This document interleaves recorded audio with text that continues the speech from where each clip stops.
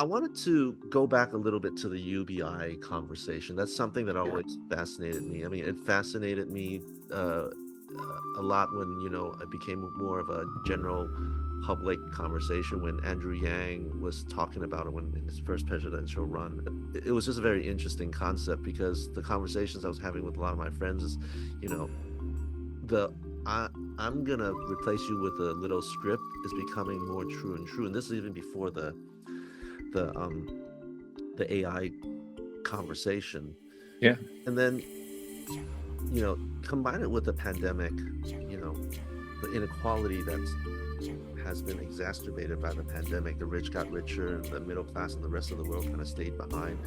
Hmm. And then you have all these movements all over the world, like in Asia or China, they have the lay flat movement and all that sort of stuff. I'd like to kind of have a conversation with you. We dove into a little bit earlier today, when we ran into each other, but Yeah. but want to get your thoughts. Like you have all these variables that are working against, you know, the society being more equal. Like you have Hmm. pandemic, you have AI, everything we've talked about. It's going to make very clear who the winners and losers are in society. Yeah. You're, you how What do we say to our kids? What do we say to our next generation about how they should be thinking about these sort of things? As a society, I mean, there's a couple of ways you can look at it. The simpler way is when I go look back at what we had at generations. Me and my wife were talking about this. We use the term Oregon Trail. Oregon Trail in my household is more like a word of white privilege, right? When you're Okay. complaining about something like, oh my God, I'm stuck in traffic, it's so hot out today, something like that, Yeah. we'll look and go, Oregon Trail. Okay. The reason why, my wife had never understood what the Oregon Trail was in the US. Okay. So we watched videos, YouTube again, around Oregon Trail and showed her how many people died, the probability of success. This was what, less than 200 years ago? Yeah. That's what life was like. You got on a little wagon, packed all of your food for an 8-month journey Yeah. in freezing cold. Most of your kids died of dysentery, and you might have got there to claim your steak for some gold. Yeah. That's what we dealt with as a society. Yeah. How bad is that relative to today in your standard of living? Ridiculous. It's not even comparable. Exactly. Yet we say it's bad. Yeah. So is UBI bad, or is it just that we've become very entitled to our standard of luxury and our standards, right? When we look at what we compared just 200 years ago to what we put up with as a society, what we endured as a society, Yeah. it was nothing. We had disease, pestilence, death was common. Living to 50 years was unheard of. You were ancient. Now 80 years is common. Yeah. 90 years is not really that far off. Yeah. And with modern medicine, it's only going to get further and further out. We're going to go. We will live longer because of technology. Yeah. Whether or not that's a good thing, I don't know, because that only exacerbates the problem of resources and competition. It's a lot easier to have resources when everyone died off at 40. So there's we've doubled. Not only have we doubled our population, we doubled our lifespan, and people don't think about that. That has an impact on resources and competition as well. So as we can we live forever? Should we live forever? Two different questions there. What is fair, right? Those kind of things. You get into a lot of those societies. So really, it's future generations have to make a decision on what's important to them. What makes you happy? Is it having what you want or wanting what you have? Yeah. Right. And if we can understand as a society that I want what I have and to live a more humble, simpler life and to be okay with that, you're not going to have the social stigma and the social impact of losing everything and feeling like you've lost everything. I noticed it today with my daughter. My daughter shops at Goodwill. I've never bought a single thing from Goodwill. So telling me I have to go to Goodwill, I'm gonna be like, it stinks. It's probably old junk. It's not good. Yeah. But she goes and shops there without even thinking about it because it's something her generation does. You know, she's a poor kid, but she's got a recycling holistic attitude to her. So, you know, I'm okay with, you know, recycled. I'm okay with, you know, second Charles and resale clothing and stuff like that, you know, to prevent the waste.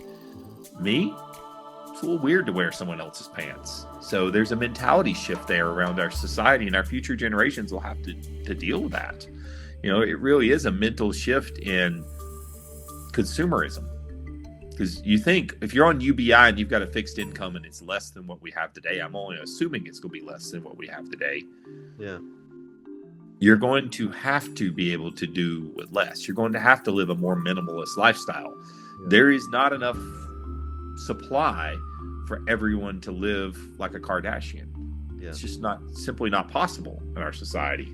Yeah, because the thing that concerns me that goes back to it is the rich are fine, and they will continue to be fine, and they will continue to be better and better off. Mm-hmm. And the scraps that are left over for the rest of us is going to get smaller and smaller. And what happens to society when that happens, when it gets to a point where it's like, you know, where it's a breaking point. Like we've seen stuff. Yeah.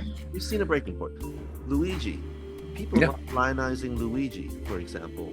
Yes. To the yeah. CEO of that healthcare company. It's an open topic. You talk about it all the time. I've talked about it numerous times. In fact, I made a joke about this at the dentist the other day. Yeah. When I went in for my cleaning, they were talking about, what was it? One of my x-rays wasn't covered or something because our plan rolls over in February, not January. I got the x-ray in January, so they didn't pay for it. It's like $60 out of pocket. And my joke was, they better look out. I'm gonna call Luigi. Yeah. No, it's a topic now of, you know, is it fair? Because a lot of our society feels, who was in the right? Was it Luigi or was it the insurance company? It's a just cause because every one of us has that hatred for, you know, State Farm is one of the most hated companies in the U.S. Cigna is one of the more hated companies. And these are very profitable companies. Yes, they are. But profits does not mean that your society won't tear you apart. The same thing is with UBI. There is a breaking point. There's a you know, French Revolution point here to where when you say let them eat cake, at some point they're going to get tired of eating cake. And they outnumber you.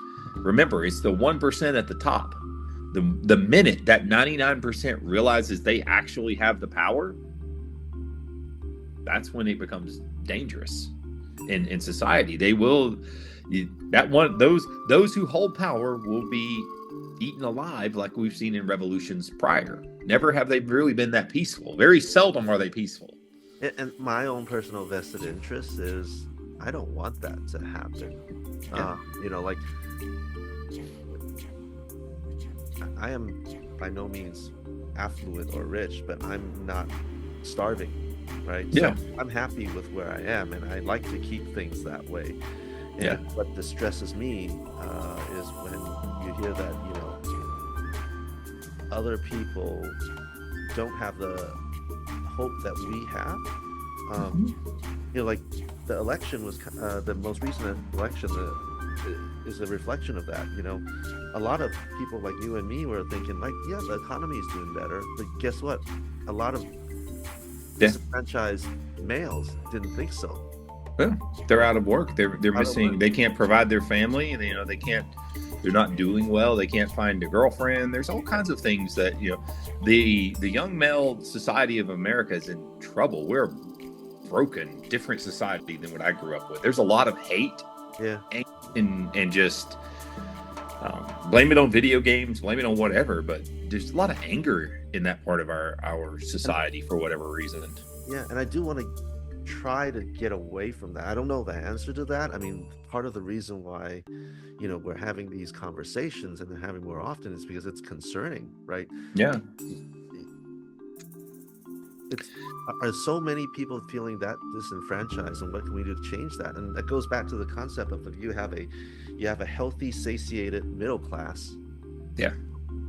you have a stable society, and we're moving further away from that. And there's pressures like, you know, lying flat movement, AI, pandemic, they're all pushing that in the wrong direction. And that's Yeah. that, you know, how do we get back to balance is essentially what I'm, looking for an answer to. I don't know if we have that answer. I think every world government is trying to figure that out. I used to look at like Sweden and Denmark as model societies, but look at them now. They're suffering the same problems. They're having immigration issues. Sweden used to be our poster child for a perfect, kind of socialist democratic society. Yeah. And now the violence, the voting, the problems, it's even infecting in those areas. Germany has swung right. The more protectionism, the everyone is out to get me, no one has my back, I don't feel safe mentality around the world is growing between nations. We saw it started with Brexit. Look at Brexit, saying, oh, Greece is taking too much of our pie. Why are we bailing out Greece? That kind of thing. That 90s society where everything was plentiful, that golden era that we kind of grew up in, that is being replaced by a growing society, an aging society, housing challenges, global supply challenges, going back, just the rare earths that everyone is so desperately seeking. 90% of the rare earths for the world is produced in one mine in China. Politics creates problems there, right? There's no, that's one of the biggest challenges. That's what the U.S. is facing. That's why we're looking at Greenland and Ukraine and all these other places, Canada, for minerals. We're looking to try to find rare earths. I think technology is a solution there. Interesting technology came out just recently using, similar to the way we compact diamonds to make synthetic rare earths. We can produce iron nitride based rare earth magnets with compression by aligning them and make synthetic magnets to ease some of those supplies. So is synthetic production the answer? Can we, are we approaching that point to where we're kind of like the Star Trek where we have the holodeck that just beams up our food and we play on some particles and get that? Is that the right answer, to push technology further over the line so that it is the lands of milk and honey, to where we just manipulate the particles and produce whatever we need? Possibly. I mean, that would be a golden answer for everybody. Yeah, I mean, that's the bias I have because I'm a Silicon Valley transplant, and I always believe that's you push forward technology. You think of every big revolution that's happened in human civilization, has always been any leap in technology that was forward had created a lot of wealth and equality for everybody, right? Because the first time we figure this type of stuff out, you never get it right the first time, and the way you make up for that is manpower. Right.